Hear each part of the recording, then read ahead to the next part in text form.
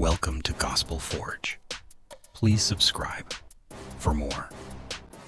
And that's when you will know that every 1 minute does not have the same value.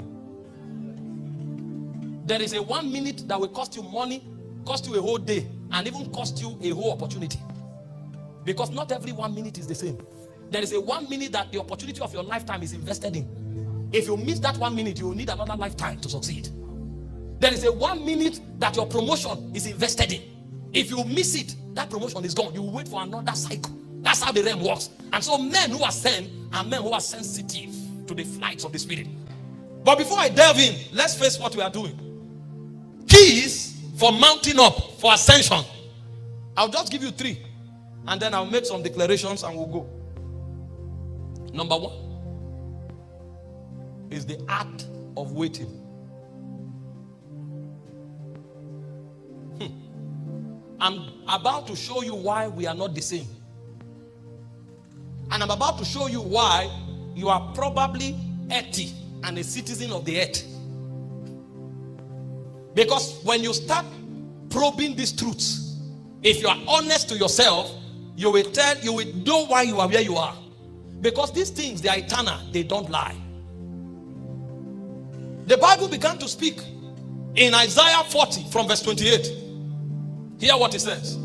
Because he had to expound and define these realities from the natural dimension of man, so that you will know that this is a progression. He said, hast thou not known? Hast thou not heard that the everlasting God fainted not? Now he's beginning with God because he's showing you where he's trying to channel your propensities to. Because as you ascend, you are coming into the God class and the God order. So he had to begin from there.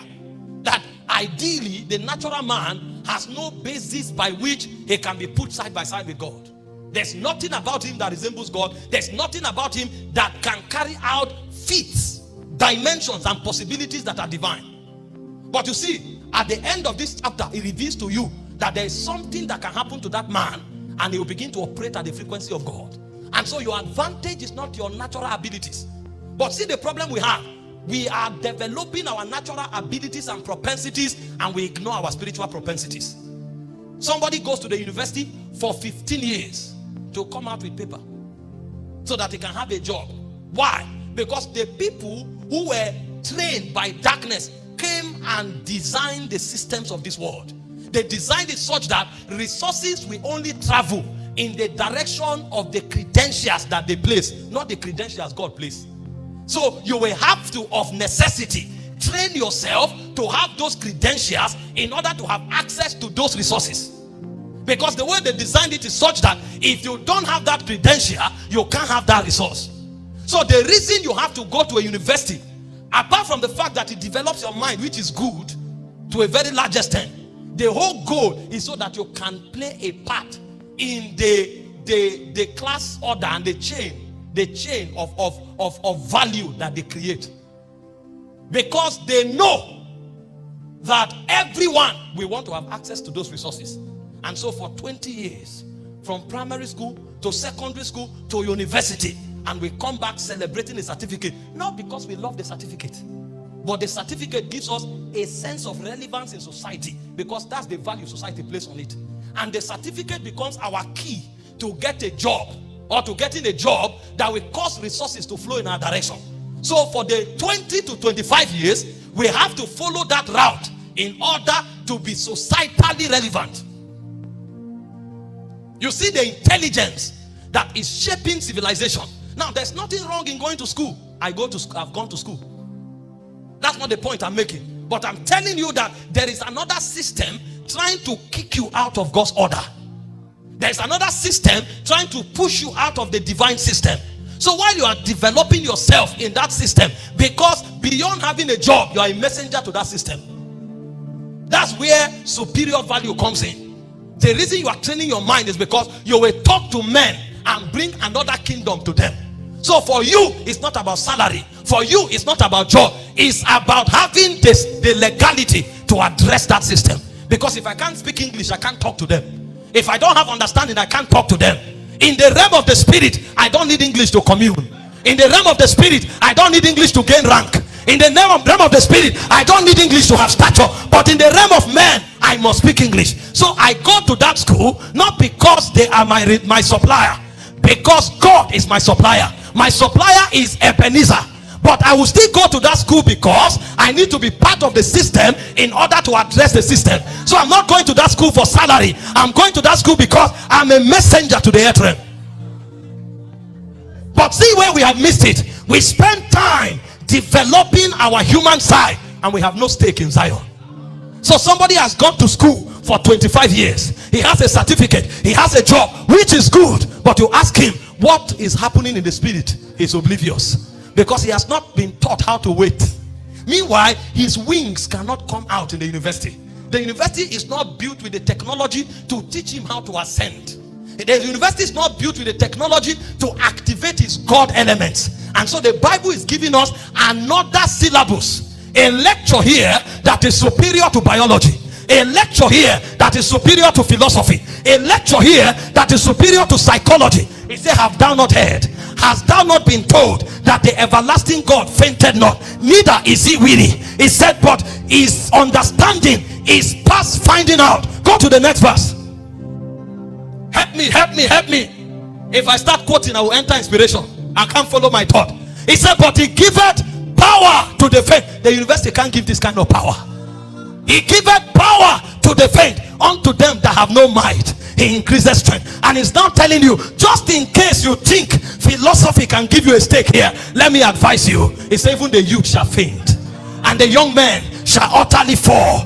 There is something about your ordination in Zion that no other institution is fortified to address. He said, but they that wait upon the Lord, there is a new kind of lecturer that shows up. They that wait upon the Lord, he said, he doesn't teach them biology. He said he renews their strength. They mount up with wings like the eagle. And he began a comparison. Hear this. Hear the comparison. Hear the comparison. Before he got there, he told them something. See what he told them in verse 29. Oh Jesus, time. Give me verse 29. Let me show you something. Go to verse 30.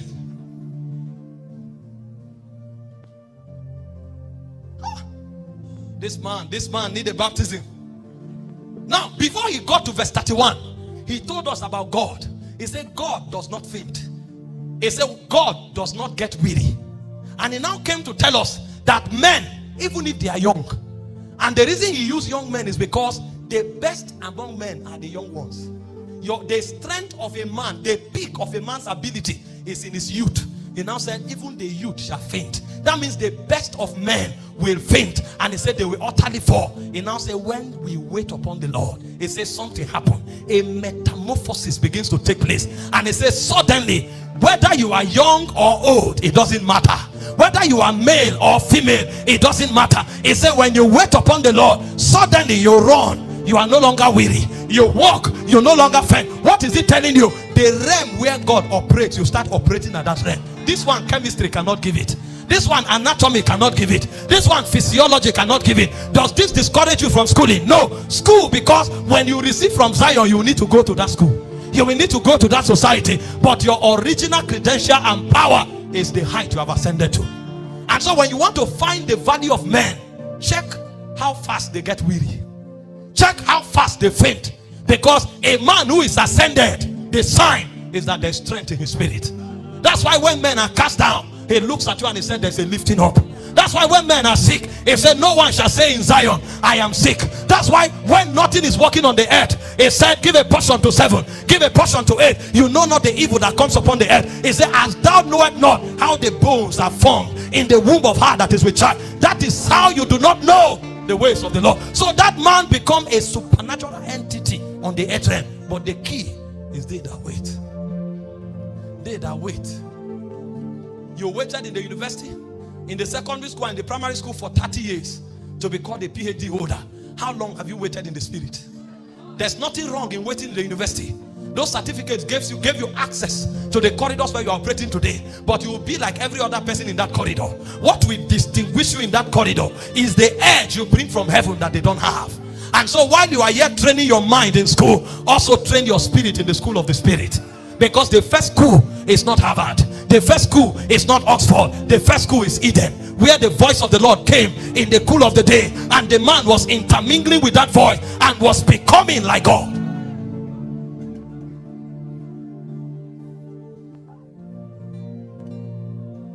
They that wait. Are you seeing why we are earthy, even though we should be heavenly? Are you seeing why we are mortals, even though we should function like immortals? Paul was teaching in 1 Corinthians chapter 3 from verse 1 to 3. He looked at them. He said, look at you. Are you not carnal? He said, are you not babe? He said, I could not speak to you like spiritual men, because you are babes in Christ. He went to verse 2. He said, if there are arguments, if there are backbitings, if there are contentions among you, he said, are you not children? Are you not babies? And then he went to verse 3. He said, are you not behaving like ordinary men? What is Paul talking about? Paul is telling us that we are not supposed to walk as men. See what he said in verse 3. He said, you are carnal. He said, there is envy, strife, division among you. He said, you are walking like men. What is Paul saying? That means we are not supposed to walk like men. We are supposed to walk like supernatural beings. That's why Paul called us new creations, because there is no name to call us. If he calls us any name that makes us a man, he has demoted us. We function in the class of the immortals. That's why when you close your eyes to pray, the Holy Ghost shows up. When you are praying, angels show up, because your community is no longer men. He said, you have come to Mount Zion, the city of the living God, to an innumerable company of angels, to the spirit of just men made perfect. Both those who are gone and those who are alive are the same.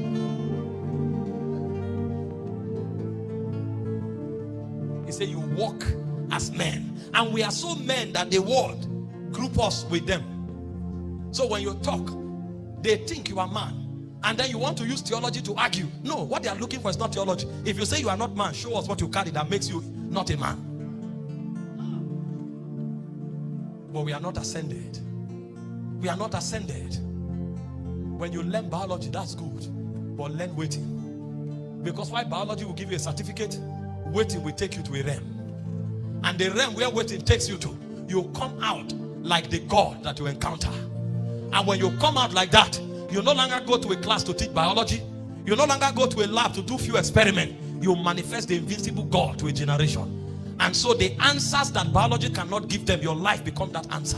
That's how God designed us. He didn't take us out of the world. We were participating in the world because we are the answer to the world.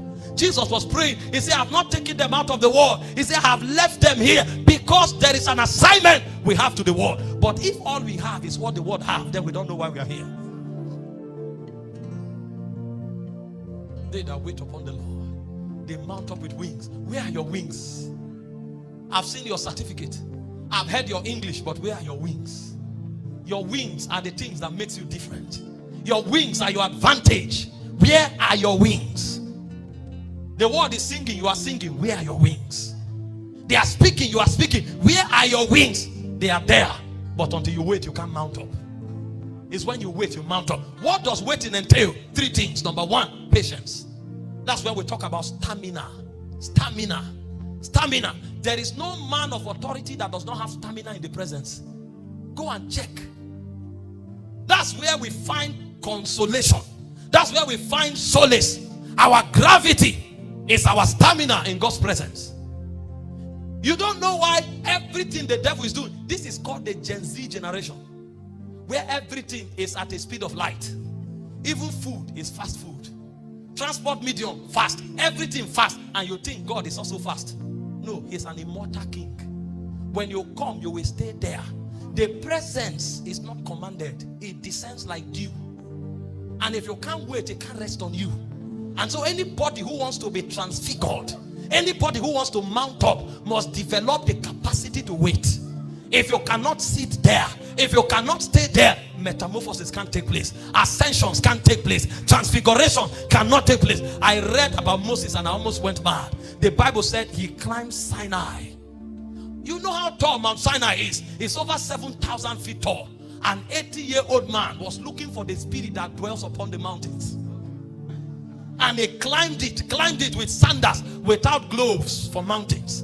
When he arrived there, he was supposed to have a lot of blisters, but the king had not appeared.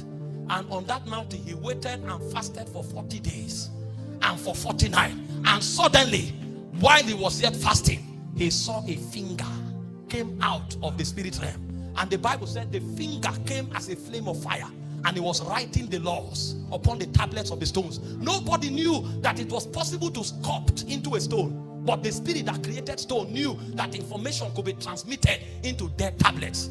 And suddenly a finger of fire came out and began to write laws that are immortal. It is the laws of Moses that is the foundation of human civilization. There's no nation on earth that has value system that didn't draw them from the laws of Moses. Even though they were studying things brought by demons, there was a superior knowledge that came from that mountain, because one aged man decided to wait on that mountain for 40 days. When he came out, he didn't come as the Moses that went up. The Bible said Israel began to look for veils to cover his face. Even Moses did not know that something had happened, because when you wait, the propensity of the divine is awoken on your inside. He said he wished not that his face shone, and Moses was glowing like an immortal among men. It was from that day that Moses was called an immortal being. Even God himself called him a God. But you see, theologians can't explain these things. They look at you and they say they are allegorical statements, because they don't know where we came from. They don't know our destinies. They don't know why God left us here. God left us here to beam his reality to the earth realm. God left us here to show himself to a dying world, so that when they look upon us, they will touch God that they have heard about. John said, that which was from the beginning, which we have heard, which we have looked upon, and our hands have handled of the word of life. He said, that's the fellowship we brought you. For us, fellowship is not a religious gathering. Fellowship is a place where God is beamed out of a man. And so when you show up, you touch the tangible dimension of the intangible God. But how can you do that if you have not ascended the mountains of God? When you climb that mountain, you will discover there's nothing like age there. His realms eternal. That was where Moses entered, and he entered into the foundation of time. And he wrote things that existed before man was created. Who is talking age there? No wonder at 120, his strength was not depleted. At 120, his eyesight was intact, because he has gone to where life itself dwells. And when he came out, he came with measures of it. We don't have stamina. Somebody carries it, he wants to pray, and his phone is by his side. Father, I thank you for today, and he's going to check a chat. You don't know your calling. If you will function as a prince of heaven, many hours, many days, you will stay there, and the journey is even beyond time. So it's not even something you calculate with time. When you are a baby, you can time yourself. But when you mature, you wait for light. If it takes 7 days, you will be there. You must touch something that is heavenly. And the more you build that stamina, the more your authority grows. Because when light comes, light is transmitted in packets. It's quanta. It appears as a continuous flow, but they are packets. And so sometimes you will stay there for weeks and for months for enough voltage to come on you. It's not something you can regulate with time. You regulate it with appetites. Appetites. Deep appetites that you will never be satisfied.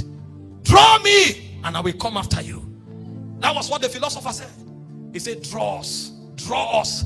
You are there, but you said, draw us. Draw us. We will come after you. Draw us. We want you to pull us closer. He said, we have found something that appetizes us more than the wine.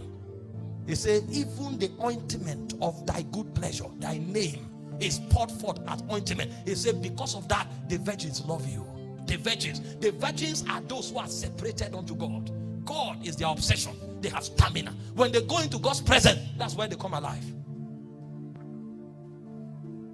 The first definition of waiting is patience in God's presence. Is stamina in God's presence. If you don't have that stamina, you can't mount up. This is beyond the conference. This conference is for 2 days. The whole day of the conference is not even enough to mount up. It is when you leave this conference that you go and engage the altar in order to mount up. You can't mount up here. We have 48 hours for the whole conference. What is 48 hours? Do you know how far light is? Not because of geometrical space or geological or geographical space, but because it takes a lot for that spirit that is locked in your soul to come out. Before it comes out of your spirit, it takes time. Because the spirit is sealed on your inside to avoid corruption. You must stay there until the canopy of the presence encompasses you. If there's no corruption in the atmosphere, that's when the spirit can be patient, can be assured and come out. to interact with the one that is his delight.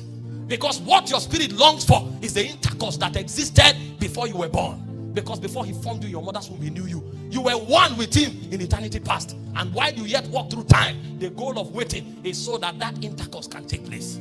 You will tarry there until your spirit comes alive. Then your spirit will ascend like a mist into the heavens of God, to the sanctuaries of heaven, where intimacy takes place.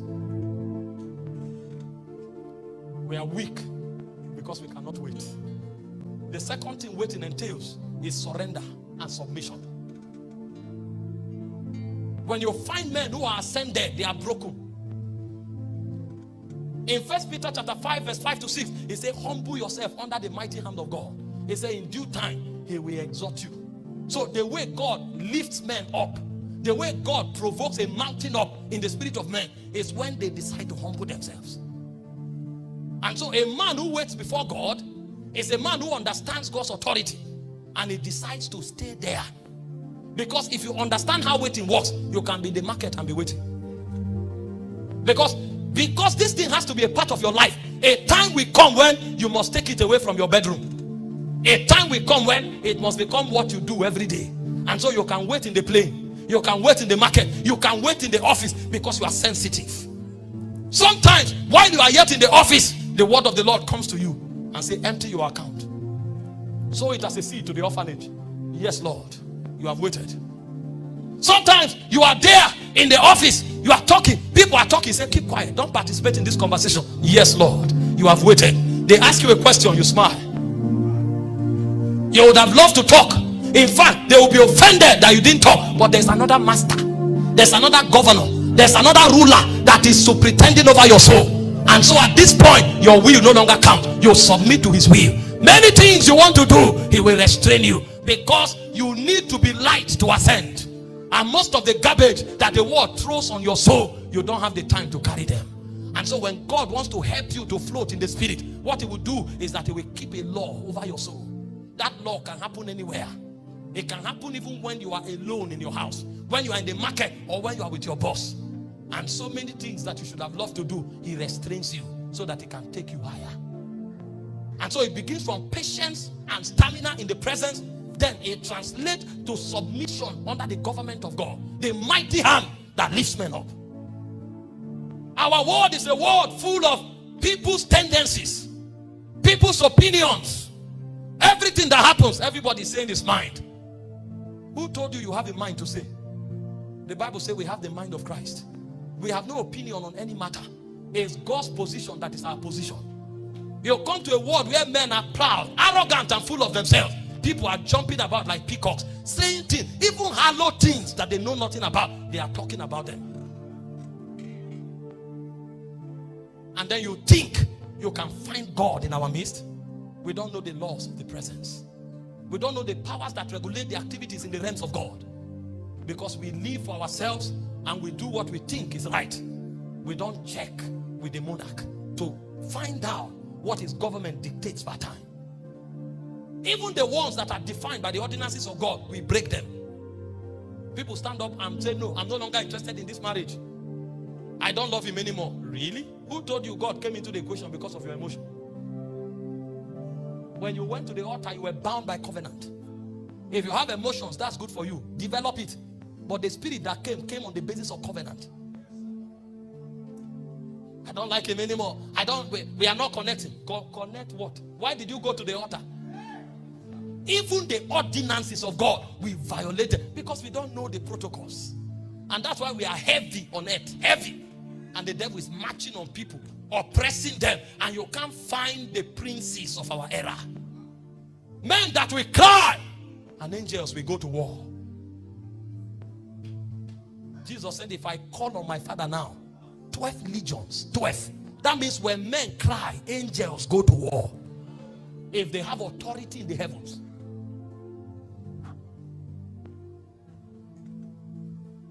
And the third thing waiting entails is focus.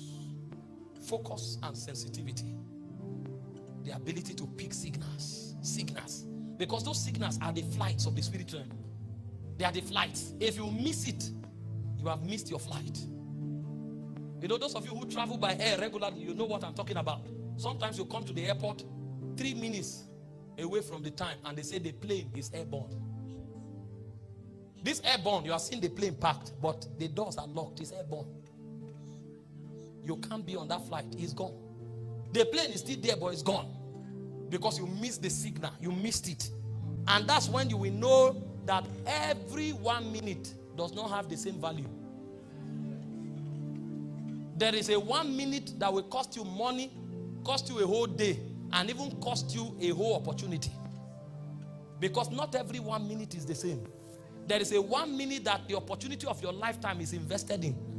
If you miss that 1 minute, you will need another lifetime to succeed. There is a 1 minute that your promotion is invested in.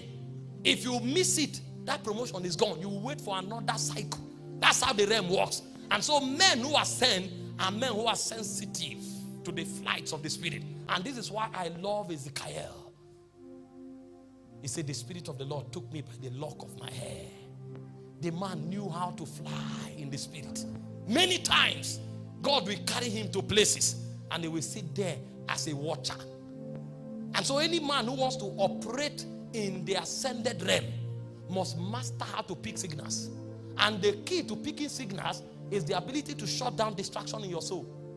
There are certain things you must do to reduce the noise in your soul. And there are certain things you must do to amplify your sensitivity. If waiting is your goal, you will pay the price to keep your spirit aligned. Some of us were great football fans, mighty football analysts, but the noise became too much in the soul. The noise. We will watch one match and argue for 3 days. And then we are arguing the league for 6 months. But you see, there was a clock of destiny ticking. And so I had to forgo Arsenal and focus on my spirit man. Focus. That's why Paul was speaking. He said, if you say you are dead with Christ, let your affection be on the things above. You are like a watcher. You are watching, waiting for when the waters will be troubled. That's what Apostle Michael was talking about.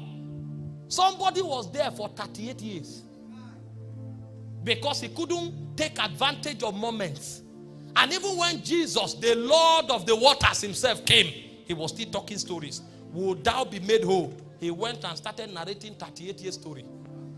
And if mercy did not prevail, he would have remained there for another 38 years.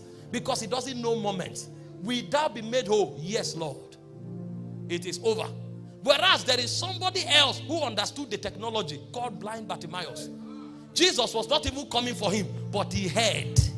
He heard that he was passing. Who is that person you say is passing? He says, Jesus, son of David. Is he the one I heard open blind eyes? They said he's the one. But sorry, he's not coming for miracle service. I don't care if there's a miracle service. If he did it before, he can do it again. I don't care if there is a signs and wonder service. Son of David, have mercy. And they say, shut up. Shut what? You have not been blind before, so you don't know what you are talking about. I've been blind until my name is called blind Bartimaeus. I will not shut up. When he turns to the left, they say shut up. He turns to the right. When he turns to the right, they say shut up. He moves forward. Thou son of David, have mercy. Thou son of David, have mercy. Even though Jesus did not come for him, he stopped him. And so there are many people that arrest the realm. And that's why hunger becomes a prized commodity in the spirit. You go there, you are calling on the name of the Lord. You are pulling out the oracles of God. A point will come, God will say, let's answer this man and rest. That's the parable Jesus told in Luke 18 from verse 1 to 6. There are men that arrest the realm, and there are other men that the realm opens. They are there until it closes.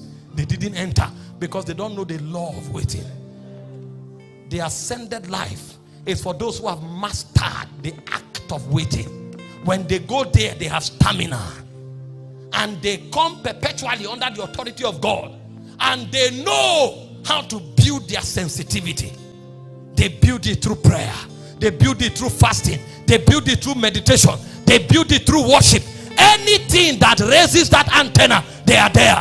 While they are driving, Kakaparatoasa, Eferonto Pakirakaya, Arakibadonza paradegos, Abraconia, Naragadidis, Rakabanta Sibak, Barak, Tegezizo, Baragota, Andorabakira. As they are done praying, a chant is going on at the background. I will pray, I will pray. They are just doing everything to stir the spirit, because sometimes the flight comes while you are in the bathroom. Sometimes the flight comes while you are driving. Sometimes even when you are sleeping. But hear this, if you charge your spirit enough, you will be sleeping, your spirit will be awake. I know what I'm telling you. You can be sleeping and an angel comes to the room. Your spirit will come out of your body and enter transactions with that angel.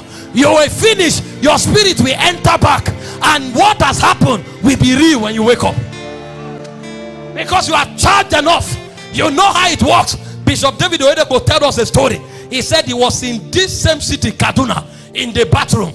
As he was showering, he heard, "Arise, get down to Lagos and raise for me a people." Today they are building the Ark project, 200,000 seater, because a man picked a signal in the bathroom.